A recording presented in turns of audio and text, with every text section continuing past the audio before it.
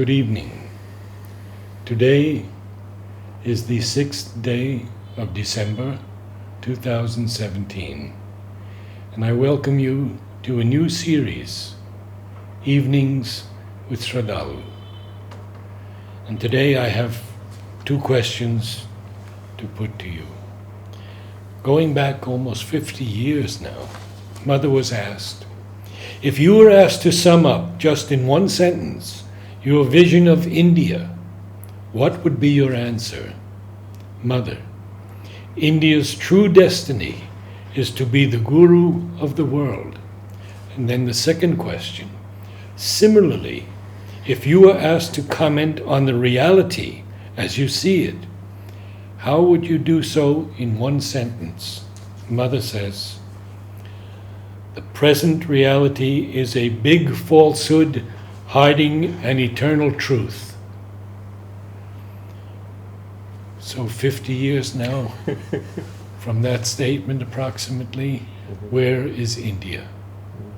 I think you should read also the third question. Okay. The question was, what, according to you, are the three main barriers that stand between the vision and the reality? Mother, ignorance, fear, falsehood.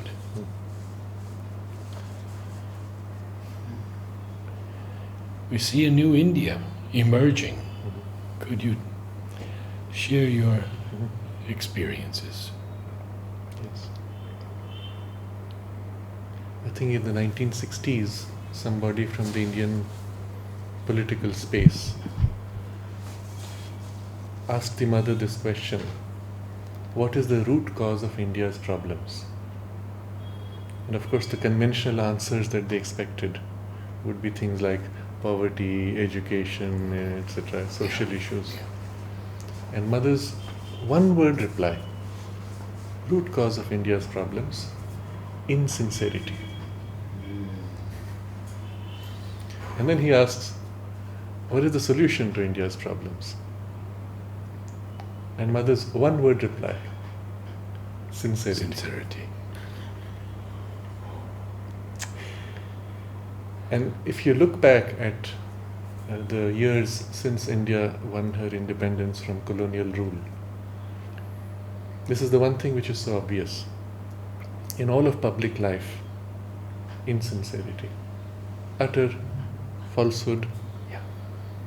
And the other two words, ignorance and fear. Yeah. These are also significant, because when you look at the whole problem,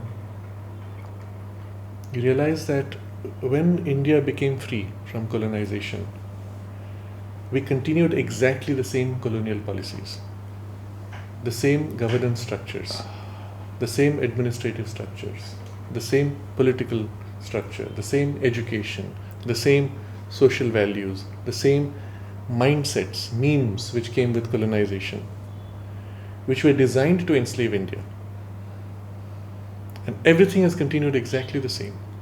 Even our great Constitution of India is a replica of the British Constitution. So the same thing continues. People make a big deal about the Constitution, but I try to break that by pointing out to three great world records that the Indian Constitution has. It's the world's fattest Constitution because it was not thought out. What they did was, they had a committee of 300 people going through constitutions of the world, taking the British Constitution as the base, and then taking pieces from other constitutions and throwing it in. So it's never been thought out from the root out, it's just been pieces thrown in together, and so it's become the world's fattest constitution. And second world record, it has the maximum number of constitutional crises, because things don't fit, the pieces don't join, and they don't represent the reality of people's lives and values. The Constitution is not in sync with the Indian need, with the culture, with its values, with its spirituality, just with basic social values. It does not fit. And the third great world record that India has, India's Constitution has, is that it has the maximum number of constitutional amendments. Nice. So you keep putting patchwork upon patchwork upon patchwork to resolve what is broken. And briefly, in the late 90s, this question had come up in the political circles of revising certain elements of the constitution. And the then president, also a product of the British Raj mindset, made a comment: we have to ask ourselves whether the constitution has failed us or have we failed the constitution. So implied was that if things don't work, then it's your fault because you can't fit yourself to the constitution's requirements. When was it formed? 1948, or just Okay, after independence. just after. Within a year or two, Okay. this went through this committee. And the implication is, if the constitution states that you should walk on your head, then you should make the effort to do that. Whereas everywhere else, when you go to countries which have grown out of their own aspiration, the constitution was a representation of their aspiration, their vision for what they already aspired for. And here's a constitution which is warped and imposed, suppressing what is your natural aspiration. And so, when Mother speaks of this, first of all, the falsehood, this is one example of the falsehood. The whole of life has been warped because of warped ideas, warped structures, warped systems thrust upon India. But to undo the warping, you have this ignorance and fear which come in the way. And there was such a huge reaction when the discussion came up briefly in the 1990s for some revision, and there was a huge reaction from the political class and others. The whole economics framework of India and the developmental framework is also a replica of the models imposed under colonial rule. They don't fit the needs of India's not only values but also its tradition of development. You see, India is the only country which has a sustained developmental model going back at least 5,000 years of recorded history, at least, and much more. We have planned cities dated to 7000 BC, with neat roads, with gutters for water flow, with garbage disposal systems, and everything designed. And none of these developmental models involved usurping other people's wealth, colonizing others. None of them involved conquest of others. None of them involved destruction of nature. They were all sustainable models. And sustainable in a way that allowed for a huge diversity of human types and needs. India is also one of the most diverse spaces in the whole world. Mother made a comment about this, saying that in a sense India is representative of the whole world's problems. It's as if every human type in other cultures and civilizations and nations has been represented within India as a subset of the larger civilization. Every problems associated with those types of humanity or lifestyles has been also represented as a result. And all of this in a space which has been held together in an ideal of unity going back, as I said, at least 5,000 years, according to our own records, at least 10,000 years. But you have to, if you accept the European dating, then you say at least 5,000 years. But you could hold this space in a unity which was cultural and spiritual. The political unity on the scale that we call India is a relatively recent phenomenon as a nation, but internally in its more than 300 princely states, there was always the sense that all of India is one unit. And yet, having a track record of such a developmental model, you have a warped model placed upon India, the result of which is the destruction of our environment, as is happening everywhere in the world, the destruction of indigenous values, which are being completely extinguished, the uniformity that is imposed on the whole of the country, not allowing for local diversities and needs, which creates other problems. And all of this is the remnant of the colonial phase. And what prevents us from changing, again, ignorance and fear. You said 1948 approximately it was being formed. Did Sri Aurobindo have comments on that? I don't think he makes any direct comment. I'm not aware of at least of comments on the Indian Constitution, but he does make comments going way back on all the problems we're facing today. This is interesting. Yes. If you see his writings in the Bande Mataram and the Karma Yogin, which is a little over 100 years now, every issue that India is struggling with today has been mentioned there. And they were all during British times.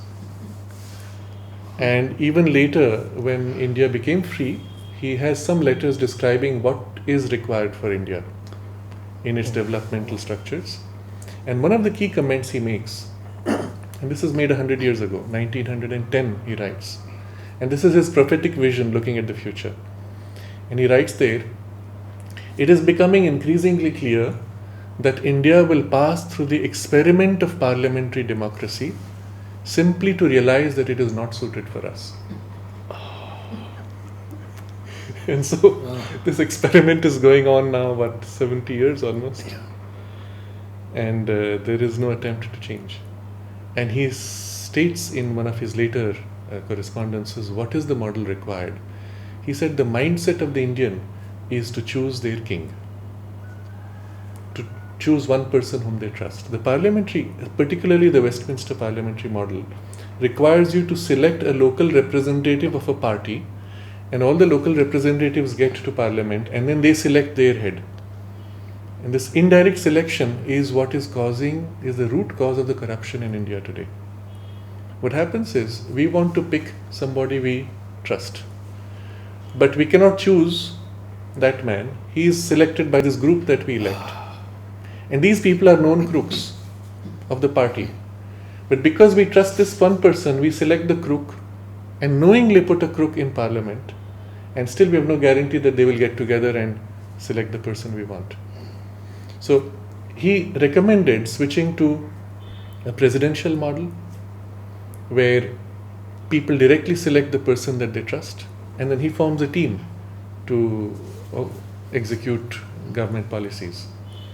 And on the other extreme, on the grassroots level, again he describes the current problem of the Westminster model of parliament. He says people come for the votes. At the time of voting, they come, they seek your votes, and then they walk away, and you don't see their face for the next 4 years. And the only way to correct for that is a panchayat type government at the local level, where the people who are responsible for managing things are your neighbors. You meet them daily, you can always engage with them, solve the problem. So in between a structure which would link the presidential model at the top and the grassroots structure of to link them, and he said the exact details don't matter how you link it, as long as it is a product of the innate genius of India. So he has discussed not the specifics of the constitution, but the overall governance model. And so it was for everything else. You go back 100 years, a little over 100 years, and Sri Aurobindo had left his job, high paying, to become principal of a college. Why? Because he wanted to kickstart a new educational system, which should be appropriate for a free India. Now this is 100 years ago, when people were not even dreaming about India being free. He's starting an educational system. And even when he kickstarted the freedom movement for India, the vision that he set was very different from other freedom fighters. First of all, in his time, there were no freedom fighters who asked for complete freedom from colonial rule. He was the first to declare that India must be entirely free. But the reason he gave is interesting. He says, it's not because we hate the British, it's not because they're not governing well. All those issues may be there, but that's not the cause. He said, India has a destiny to fulfill in the world, upon which the future of humanity depends. And for India to be able to fulfill that destiny, India must first find herself, become conscious of her soul. In order to become conscious of her soul, she has to be free. Therefore, we have to work for India's complete freedom. And if you see the chain from there, where is he looking at? First, India has to be free. Then there's this whole period of finding your soul as a nation. And it can take a long time because you have this huge backlog of the colonial phase. A comment on that I will come back to. After that, having found her soul, she must then reorganize her national life around her soul. That process is going to be there also, pretty long. And then as a result of that organization, she will then impact the world and fulfill her role in the world.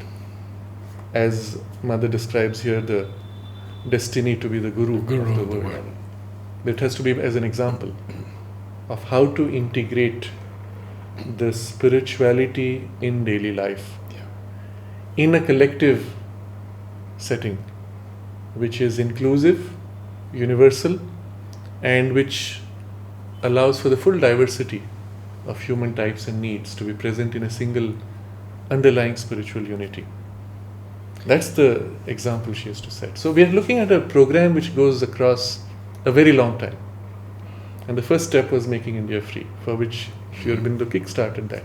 And then all the other elements required for the future he began.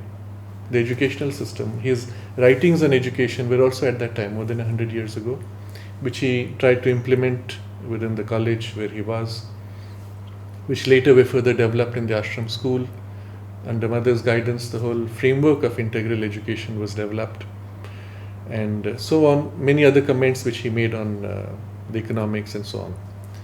But the point I wanted to get to, in the early stage, where India is still struggling to be free, he has very interesting observations about various national issues, issues of integration, development and all that. There's an interesting comment from the Mother. She says, the problem with India today is the inertia, tamas. Sri Aurobindo speaks of it openly also, again 100 years ago in his writings in the little booklet called Tales of Prison Life. Mother comments on that separately. She says the British overstayed. They were supposed to have left in 1920. When in fact the whole movement had come to this poise as a result of the work they had done, that the British had come to the negotiating table. I don't know if you're aware of this. It's a very interesting incident took place in 1920.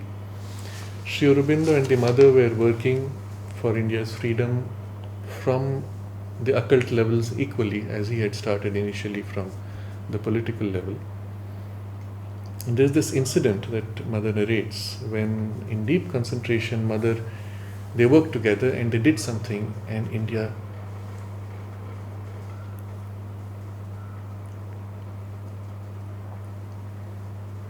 Mother said suddenly, India is free. It's not will be, is free. It's done.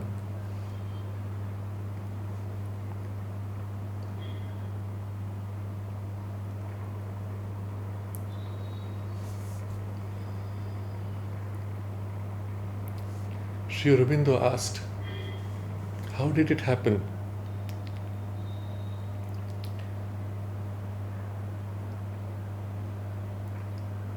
Was there much bloodshed?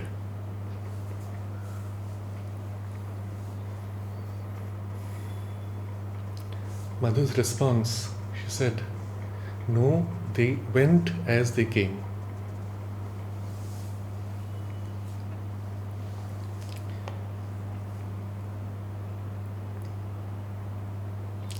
They foresaw the possibility of partition.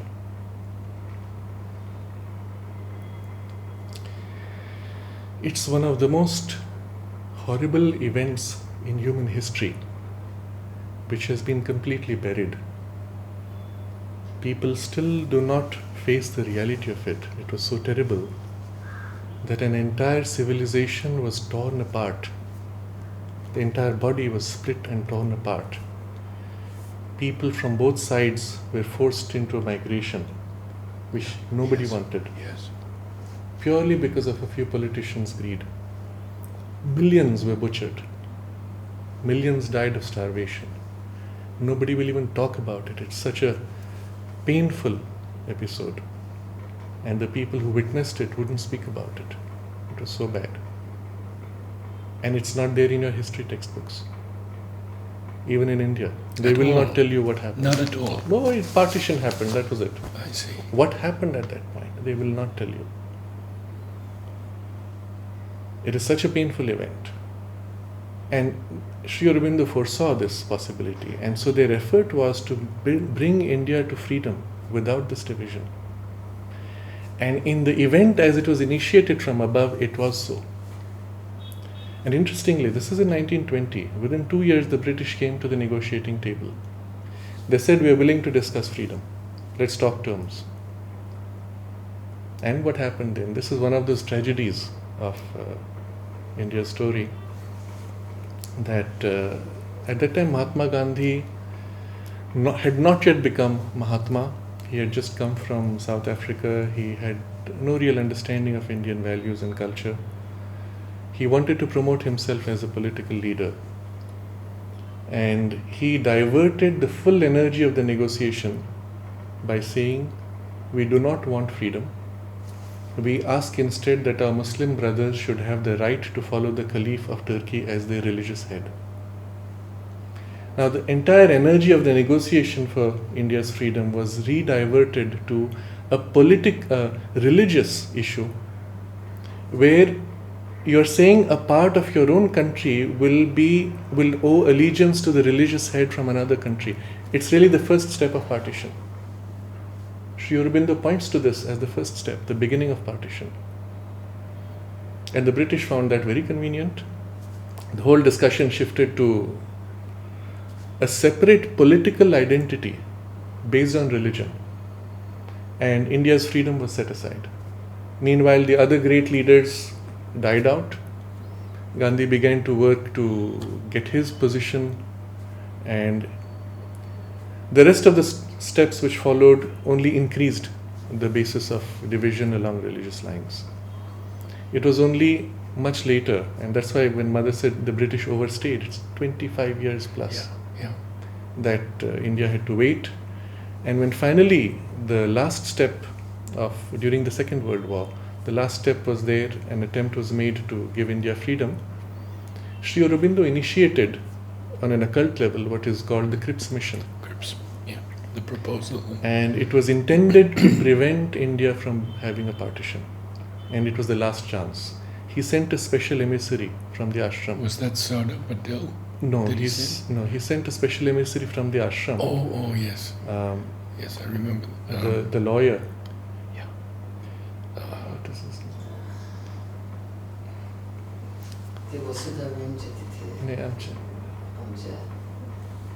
I forget the name. Will come back. Yeah, he was a lawyer, and he sent him as an emissary to Mahatma Gandhi and gave the reasons why this should be accepted. And one of the reasons he gives, it's the last chance for India to be free without partition. And Gandhi rejected it, saying that tell Sri Aurobindo to look after his own affairs, not to meddle in politics. And the result was, of course, the partition. All of that has further delayed what would have been otherwise a more natural unfolding of India's spiritual destiny. The result of partition, Sri Aurobindo writes at that time after partition, he gave a message when India became free, that if this continues, then there is a great danger of India, there is great danger of war, but of the delaying and even of losing the larger purpose and destiny of India. And then he says, this cannot and must not be. By whatever means, this partition has to be annulled and so on. That process again has been extremely painful. If you look at all the wars which Pakistan initiated, all the terrorism of the world, if you look at, originating from Pakistan. Yes. It's interesting why this has to happen. It's as if you cut off the arm of a person. Do you expect the arm to become a new person? There is no soul there. The soul is one. So when they made partition, they split off Bangladesh on one side, Pakistan on the other side. And the result was you had countries without a soul. And when you don't have a soul, what takes its place? An ego. And what's the nature of the ego? Division, fear, and hatred. So the basis of Pakistan's existence is fear and hatred for India. Because if you remove the fear and hatred, it would just merge back. There's no reason for it to be separate. And this is the problem even today. That's the reason why all the time in Pakistan you'll see the people, the politicians who come to power, they come to power on the basis of fear and hatred of India. Common man doesn't have it. It's just the politicians and the military. Because they know that you remove these things and there's no reason for them to be separate. So mother worked for this, for the reunion. She helped Indira Gandhi during the Bangladesh war, advised her to immediately free Bangladesh, guided even the people in the military during the war to the means by which the minimum bloodshed could be had. There are many interesting stories relating to that. And after that, the last step she told Indira Gandhi, now go immediately to West Pakistan and finish the problem there. Yes, I remember that. The Indian army had more than 150,000 soldiers of Pakistan as they had been captured, and large territories of Pakistan had been taken. It was a matter of a few days and the problem would have been finished. And at that time the US stepped in and put pressure on Indira Gandhi and stopped the war. They forced a peace treaty, and the peace treaty was like this, that Bhutto on the other side said, I cannot negotiate with my people to make peace with India unless you release all my soldiers and give back our land. And so Indira Gandhi said, okay, on good faith. Now politics doesn't work on good faith, but she gave back the soldiers, gave back the land. Bhutto said, within 6 months I will come back with a treaty, we'll make peace. Of course he was overthrown, he was killed, and the army took over. Thing never happened. There's a very interesting conversation mother has at that point, recorded in the agenda with Satprem. She said it was a huge error, because of which India will suffer a lot, and India's own development and destiny is greatly delayed because of that. And then after a few weeks, she makes a comment, I have seen how it will happen, and it will not be through war. The world situation will change, and the US will support India instead of Pakistan. And Pakistan will then begin to break up internally, and part by part, it will break into 5 parts, and part by part they would want to rejoin with India. It's very interesting to see how things have developed, especially in the last few years, and particularly in the last 6 months, that the US has openly come out in support of India. Yes. Put open pressure on stopping funding and terrorism. Training of terrorism Yes. in Pakistan. Yes. Stop the funding itself, Mhm. and many other things are happening at the same time. The result of which is that internally there are these fissures forming within the Pakistan military and polity. The specific process of breaking up need not happen in an obvious form. The point is the psychological breakup and the recognition that it does not have any existence separately. And mother conceived of a kind of a local federal structure in which all these countries which were once the whole of India will come together. And we see in the last 20 years a framework called SAARC, South Asian Association for Regional Cooperation, which is precisely formed of these countries, which are the body of the soul of India, which have been brought together initially on a cultural platform, and in the last few years it has been converted into an economic platform. And with the present government, there are even structures being created linking them with highways going across, with communication systems, internal trade structures, even a shared satellite for the whole of the SAARC region and things like that. It's as if the whole space is being brought together.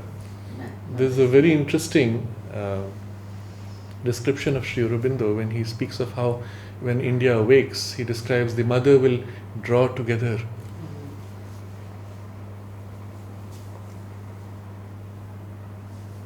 She will draw together her children.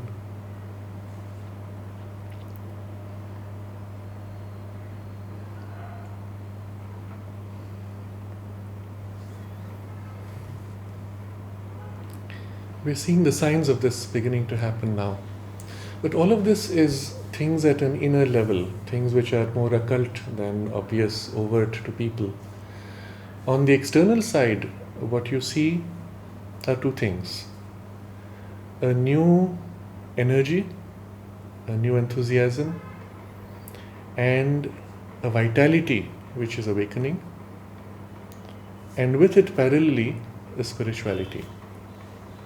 And it is this which to me is the most important sign of India's resurgence. And to understand this, we need to go back to a kind of a longer span of time. You see, things with India cannot be understood within a few years because it's a civilization that goes back tens of thousands of years. And if you see the arc, the beginning of this imprint of the civilization is from the Vedic age, which defined the Indian space with its spirituality.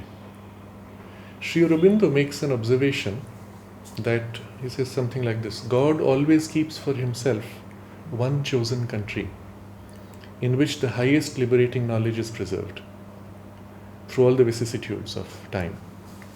And then he says, for this Chatur Yoga at least, Chatur Yoga is the cycle of 4 yogas. For this Chatur Yoga at least, that country is India.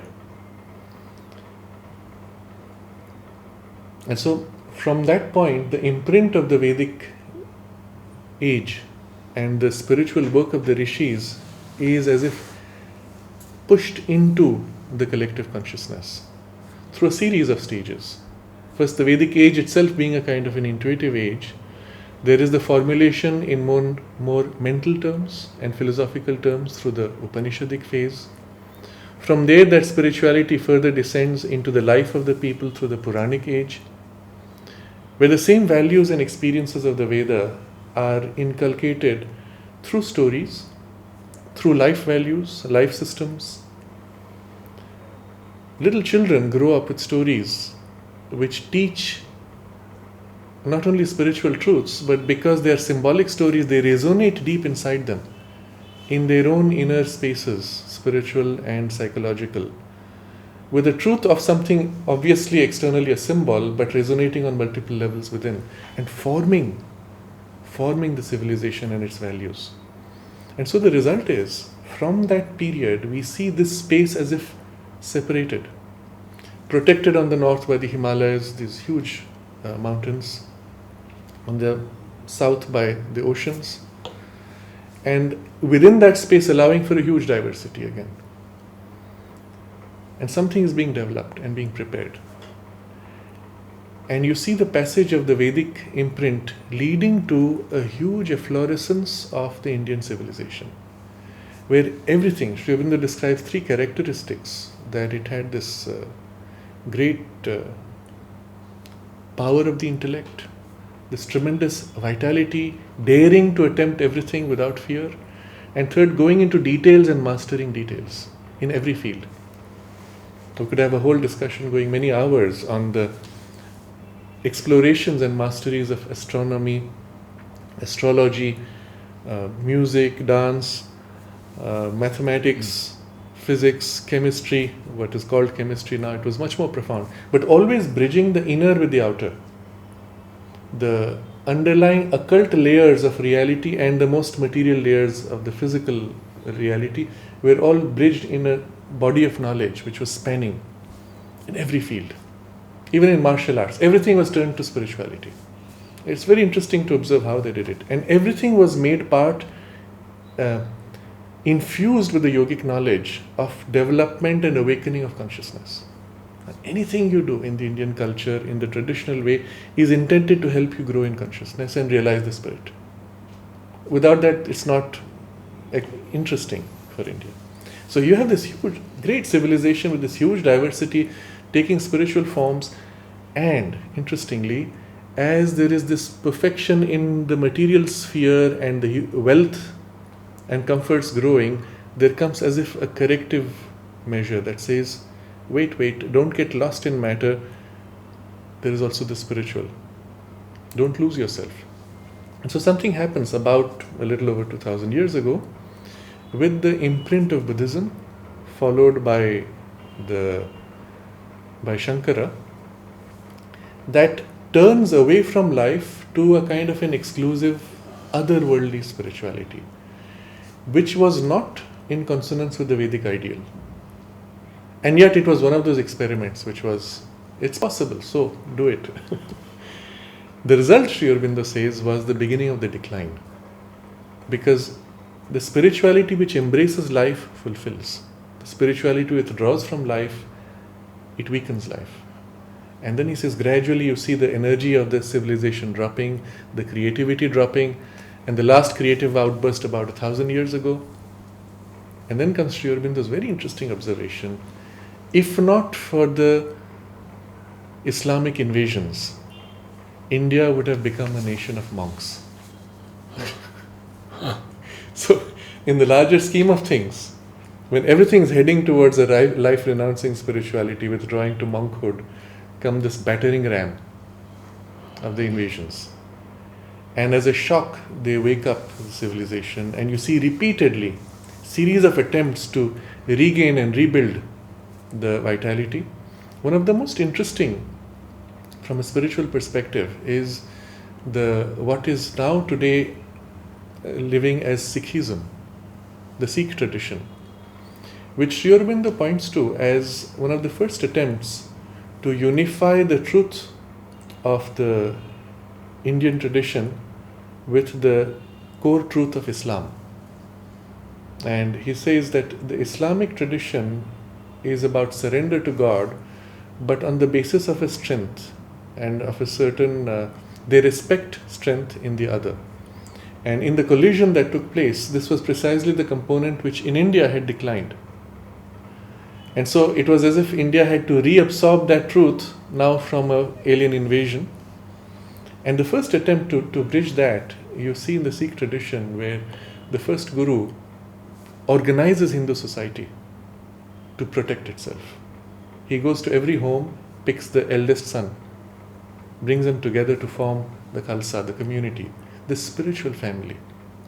And the symbol of Sikhism is also a weapon, a sword, and the spiritual. The two are united. Strength in spirituality.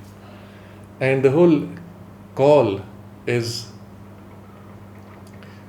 Sat Shri Akal, the truth, highest, eternal.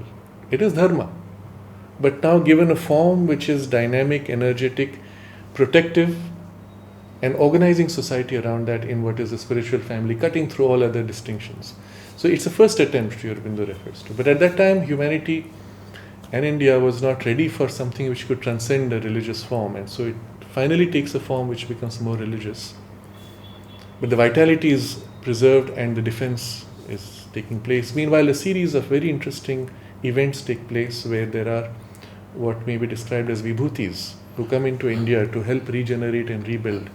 One such is Shivaji, who protected India from the Islamic invasions and even pushed back the invasions to such a point that if not for another generation, India would have been completely free.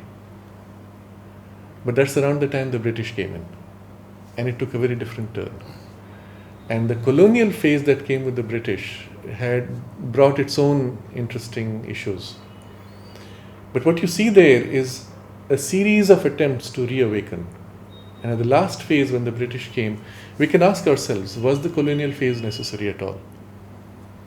I believe, and I try to look at it this way also, that if there is a divine hand guiding the destiny of something so valuable for the future of the world, then everything that happens has behind it either something which is intended or some support which makes the best use of it.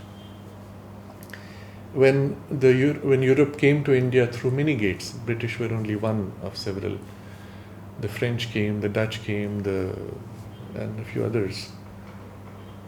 Sri Aurobindo's observation of all these, the British were the only ones who had a sense of fair play. You see, everywhere else where colonization took place, they lost their culture, they lost their language, they lost everything. The British kept a distance. They colonized, but they kept a distance. So, if at all India had to be colonized, that they were the best, in a sense. You could use their own system against them. If they did something wrong, you could use their legal system because of the sense of fair play. And so, it was the least of the bad, so to say. Passing through that passage, India was politically united. The same thing could have happened by different means, without losing its intrinsic systems. But now it came through the colonization, the external political unity took place. And if the British had left in 1920, the vitality which had been awakened during the freedom struggle would have carried you through without losing the spiritual foundation. And Bandar's comment that they overstayed has to be understood here. The result was a complete suppression and a dulling into deep inertia, which we're still struggling with in terms of systems, but the people are waking up. And so it's a question of time before the systems also will be questioned and recast. I give this example often to people when people complain of corruption. So not only the political system, as I said, is warped, not matching our need, but the governance structures are exactly what the British designed. And they designed governance structure not for serving people, but for exploiting, for looting the country. That was what colonialism was about.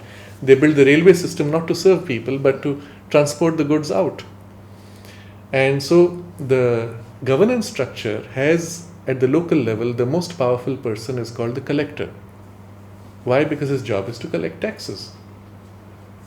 And today, you still have the collector sitting there in exactly the same role. And there's a patchwork attempt to give him other powers, other responsibilities, but he's still called a collector. And his powers are still designed for exploitation and not for governance, not for service. The relationship the Indian people have with their bureaucrats and with their police force is one of fear. The bureaucrats have the power to mess around with you completely. They can do what they like with you, but they cannot give you the thing you need because that power is kept on top. So the whole system of governance is lopsided. At the top, you have the power to understand people and make exceptions. At the bottom, they have only the power to harass and make you stick to the rule or make you fail because you missed a comma somewhere in your paperwork.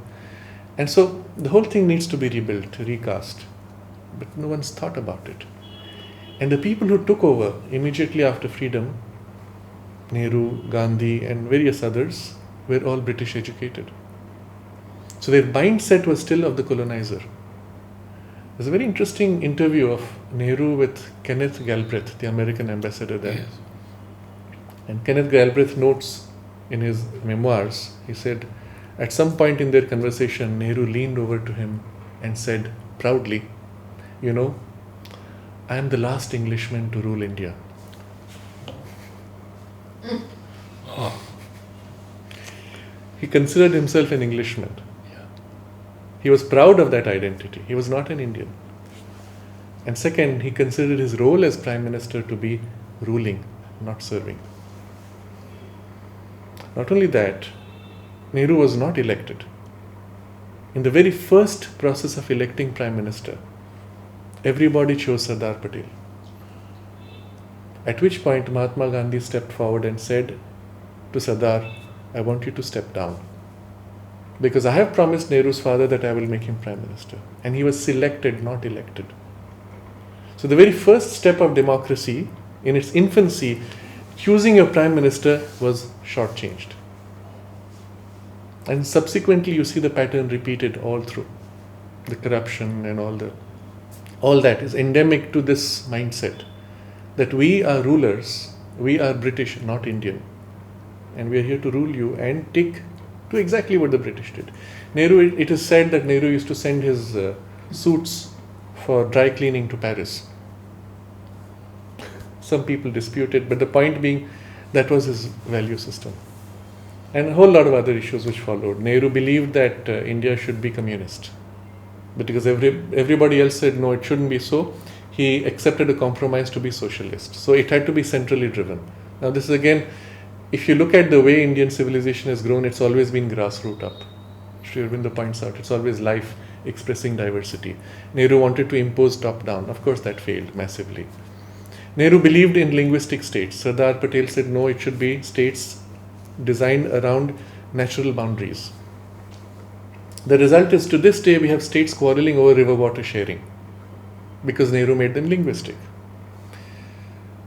Nehru believed in large states. Sardar Patel spoke of small states. Sri Aurobindo also refers to smaller states and so on. I mean, these are such practical issues. Had Sardar Patel been the Prime Minister of India, things would have been very different. But again, it's one of those sad events which have only delayed things. The only way we can look at it positively is to say that every possible problem which India could face has had to be faced. Now, to support this viewpoint, I will quote roughly in summary what Sri Aurobindo says somewhere. He says, and this is 100 years ago again, he says, India is passing through a kind of a vast national yoga. Meaning, like an individual going through a yogic process where problems have to come up to be dealt with and then cleared. And then when they are cleared, then the next layer comes forward to be cleared, and so on, until the whole being is purified. And he points to this example. He says something like that. All the problems which needed to be dealt with come up and they're being dealt with. So it's as if India had to exhaust the possibility of all that can be done by imitation of everyone else. Beginning with your world record of a constitution to all the other governance structures and so on. And when everything is proved to have failed, you're forced to begin to introspect and to find how would you want to do it? What's not natural for you? What's true? What is an expression of the deep truth of your being? And so this kind of process of introspection has been going on. It's not like it's not happened. It's been going on always. But there have been two Indias. There's the India which is still a product of the colonial imprint, and especially through the education. And then there is the India which is in the villages and emerging from the villages in traditional educational frameworks, and the two collide. They've always collided since India's freedom, even before India's freedom. They've always been in collision. The result was, they used to say in jest, there is India and there is Bharat. Bharat is the name we call ourselves. India is the British name. So even our constitution begins with India, that is Bharat. You had to say it because otherwise India has no meaning, you see. Anyway, so there's always been these two, and these two values have been in collision.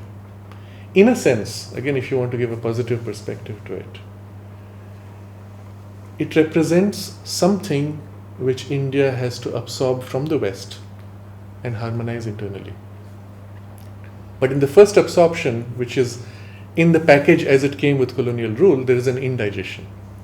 It doesn't work, it doesn't fit, and you kind of throw up or you have dysentery. And there's this struggle going on with the two colliding. But at some point, you have to recognize the truth of it without the form and then find harmony. I see the first signs of this happening in the last 2 years with the present Prime Minister, who is the first Prime Minister who does not come with the trappings of the colonial training. See, what happened was, after Nehru, all those who came subsequently, they all had their education abroad or in schools which were with the colonial mindset. Narendra Modi is the first Prime Minister who is not from that educational background. He grew from the grassroots with the indigenous values, who spent all his life in service to others, not in ruling, not in inheriting power, authority, money or fame. So he knows the reality at the grassroots. And he has literally grown through all the levels, all the layers of the struggle.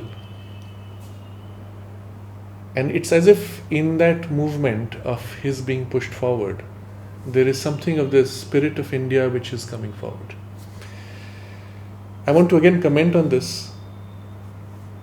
There's a very interesting discussion of the mother recorded in the agenda, where she speaks of 1965 about.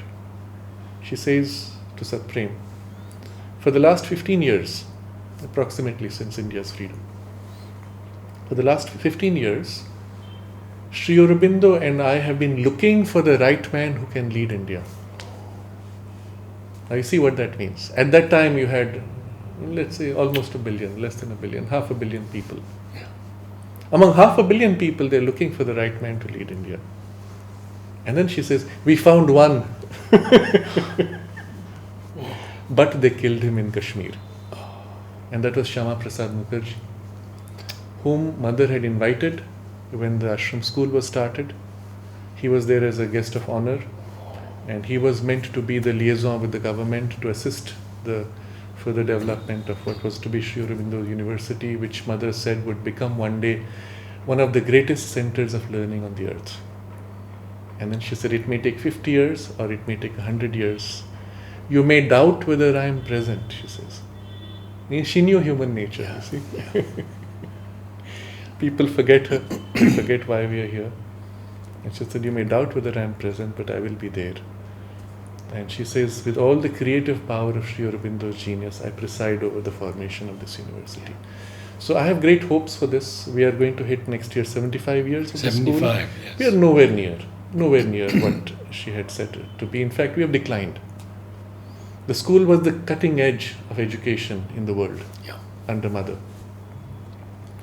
All the most advanced new ideas of education, which today have become spread all over the world while we have declined and so-called forgotten. The innovation has dropped. It's not bad, but it's not no more on the cutting edge. So there's going to be an awakening even here, and we're going to, she said 50 years or 100 years. So we have missed the 50-year deadline, the 75-year deadline. I'm looking at the 100-year deadline. Another generation, and it will be one of the greatest centers of learning. Why? Because, well, they preside over it. But coming back to 1965, looking for somebody who can lead India. Yeah. And they found one person, Shama Prasad Mukherjee.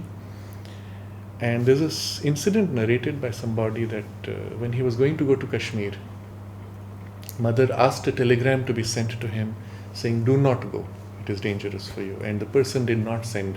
He was killed in the train, and that was the end of that. And they didn't find somebody else. Briefly with Indira Gandhi, mother did something which helped India, saved India in a way. When Indira Gandhi came to the mother, you will see there's a very interesting photograph of the mother with Nehru. Yes. And then the next Prime Minister, and then the third person who almost became Prime Minister, who was Kingmaker, and then Indira Gandhi. All of them. It's as if the power went through one by one through each of them. And the last was Indira Gandhi. So at a time when she was in crisis politically, she came to the mother. Because she had met earlier, she had the memory of what it meant. She came to the mother. Mother had her stay in the ashram main building, in Pavitra's room, I believe. And then, I've heard this from Udar Pinto, saying how he saw Indira Gandhi enter the mother's room like a lamb, and mother met her alone. And then she came out, and Pinto said she came out like a tiger. And when he went in to meet the mother, mother told him, he says, I brought down the highest power on her and she absorbed everything. She goes back, she splits the Congress, she forms her own Congress I. The others fade out literally from all politics, and she takes over and becomes the most powerful Prime Minister in modern Indian history. She had complete power over everything. She could have done everything. Unfortunately, just after mother left her body, it was under her rule that they introduced the word secularism in the Indian Constitution, which became cause for so much suffering later because it was misused by all the politicians to further divide along religious lines and so on. She became responsible for the emergency, and so on. But what is interesting is during her tenure, there was the strength of her central rule brought together what were otherwise becoming tendencies for fissiparous tendencies. And mother had made a comment that India needs a dose of, what's the word she used?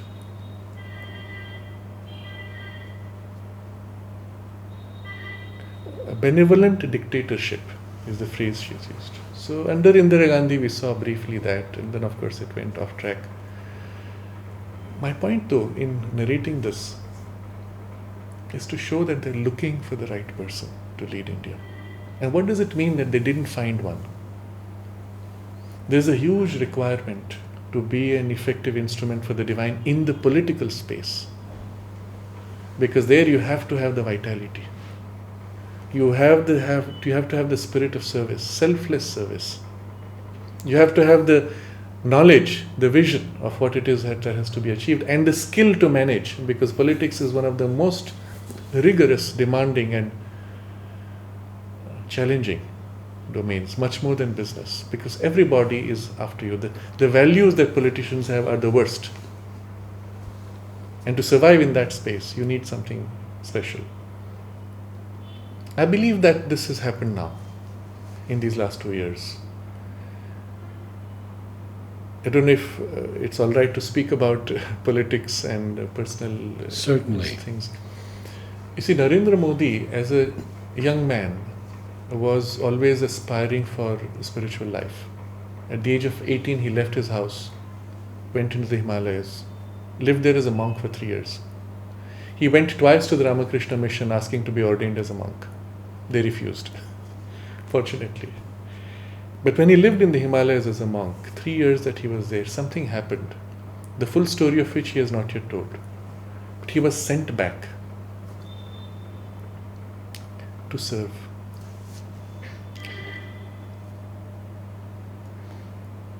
And subsequently, you see his journey in politics. He has lived like a monk.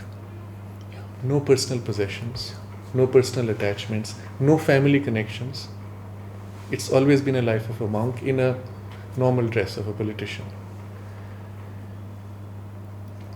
It takes a lot. I'm not saying he's perfect. I'm sure he has his flaws. But it takes a lot to be able to live in that space without losing your core principles. And to have somebody who can survive in that is one of the rare possibilities. And then to bring such a person into the position of power. So I'm convinced when this took place, it was literally, there was a divine intervention which has made this possible. Of course, there's this whole system, and there's this whole mass of corrupt people, the ignorance, the fear, and the insincerity, and the falsehood, and all that is still there. But there's a cleanup process that's going on for the last 2 years, which has given hope to people. To me, that's the most important thing. How long that cleanup process takes place is secondary. That it's happening has given hope to people. And it's allowed young people to come forward and begin a process of actualizing what is their vision and their aspiration. And this is what you see suddenly among the young people, an awakening taking place, in which the vitality is rising without losing the spirituality. Sri Aurobindo has a very detailed description of the requirement for India's awakening. He explains this in great detail. First he says, what is passing for sattvikta, that is the purity of sattva, is not so, it is in fact tamas. And he's writing this 100 years ago. It's all in Tales of Prison Life. And he says it is an imitation, but it is inertia. The correction for the inertia is rajas. But rajas in itself will only create confusion, and he describes all the perversions possible. So what is needed is the sattva leading the rajas. And it is the combination of these two which will complete the process. Even when you turn to become sattvic, there are dangers. And there's a sattvic ego as well as a rajasic ego. And the sattvic ego might involve turning away from life because you have something more beautiful. And so he describes all this in stages. And he says, very interesting comment, because he's describing all this in the context of India and India's awakening. And he says, because of the dangers of the rajas, when it comes too strongly, that it might lose the sattvic rule. It is for this reason, he says, that the release of the rajas in India has been delayed. So the suggestion is that there is a great power that is leading, guiding the development of this space. And things are being done behind the scenes which we do not fully see. And once the sufficient base of sattva has been established, the rajas being released will serve under the influence of the sattva. And this is the sense I have of the last 15 years in India. There's a passage which I am tempted to read to you of Sri Aurobindo describing what's happening in India with the young generations coming up. And it is part of this collection that is called the Tales of Prison Life, and in which he writes this about the young children.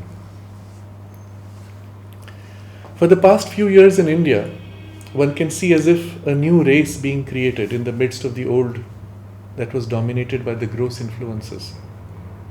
The earlier children of Mother India were born in an irreligious atmosphere or one of religious decline, and receiving an education in keeping with that, they had grown short-lived, small, selfish, and narrow in spirit.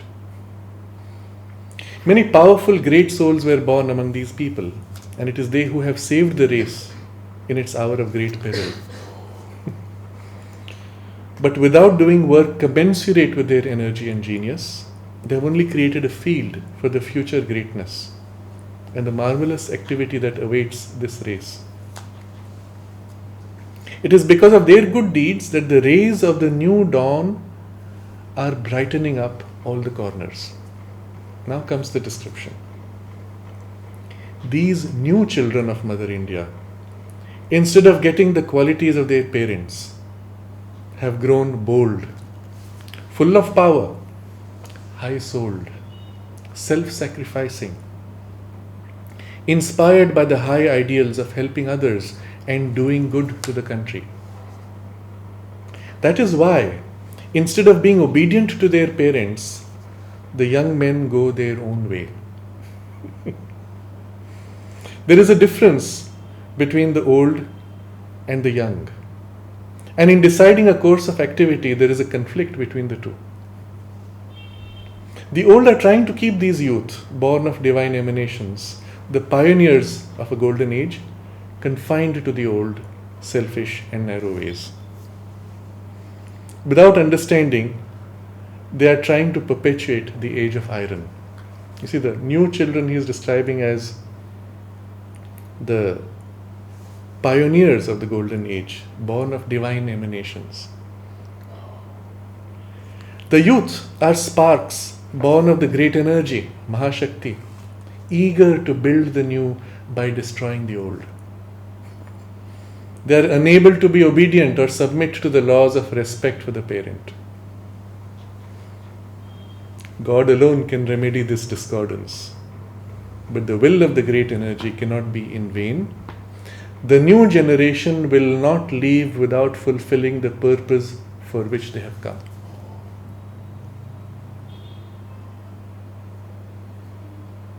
Then there's a bit of a criticism of the existing system.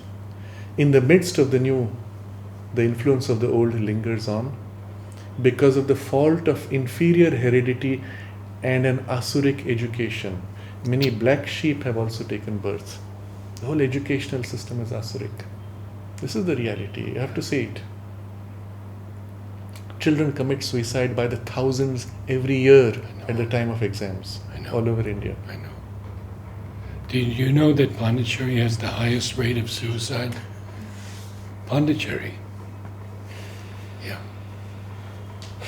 That is strange. That is Yeah. very strange. It has also the highest mosquito infestation in the country. So I wonder, maybe the pressure of the asuric influence is equally strong where the power of light is also strongest. Yes. That's how I saw it when I heard of it. But, and those who have been ordained to inaugurate the new age are unable to manifest their inherent force and strength. So I believe this has actually happened. He's writing this way back, 100 years ago. It's actually happened that many who were damaged by this educational system of the colonial phase went through this. They were ordained to inaugurate the new age, but unable to manifest their inherent force and strength. Why? Because of this damage. And this is why it is so important for the new education to come. Yes. I think this is a very good place to stop also, because perhaps we could, in our next session, begin with the omnipotence flaming pioneers Yes. and the sun-eyed children of a So marvelous I'll just read dawn. this last line of the Please, paragraph. please. Among the youth is a marvelous sign of manifesting the age of gold, a religious bent of mind. Today we'll use the word spiritual, but in that context. And in the hearts of many, a longing for yoga and half-expressed yogic powers. Very interesting. What year? This is, let me see, 1909. Oh my God. Yes, it's quite amazing. So it's happening, Yes. and I see as they are less damaged, they're coming out with greater force. And this is the reason why the Sri Aurobindo ashram was started. And let me end with this. Sri Aurobindo had a vision Yeah. of the work to be done for India. The ashram was only meant to be the first container for, let's say, the womb of the new race. And Mother comments on this. She says, until 1929, he had detailed plans for starting all over India training programs for the youth. We have a term in India called akhada, which is the equivalent of gymnasium in old Greece, where young people come and build themselves intellectually, emotionally, and physically. The full development of the human being. Okay, you may call it a deliberate spiritual training program for the youth. He had plans to organize such programs all over the country till 1929. And afterwards, of course, many other things took place. And after the 1956, with the supramental manifestation, Mother began this process of expansion. Because in a sense, their primary work had been accomplished. And you see after that, Mother's program of expansion with allowing new centers to grow in different places, the beginning of Auroville and the society and all those things, all of which involved this process of expansion. I believe that these were meant to be centers for the young people to grow. To the extent that we have not done that, we have failed. But it's still meant to be like that, and Mother will use it. There is a phase where you build the institutional framework, and then later it will be filled with the spiritual content and nurturing content of it. But Mother starting the school and building the school was also meant for this. She said to Kirit Joshi, my work has 3 steps. First, the school. Second step, Auroville. And third, India. So we'll see how that works out. Namaste. Namaste. Thank you. Thank you. Thank you.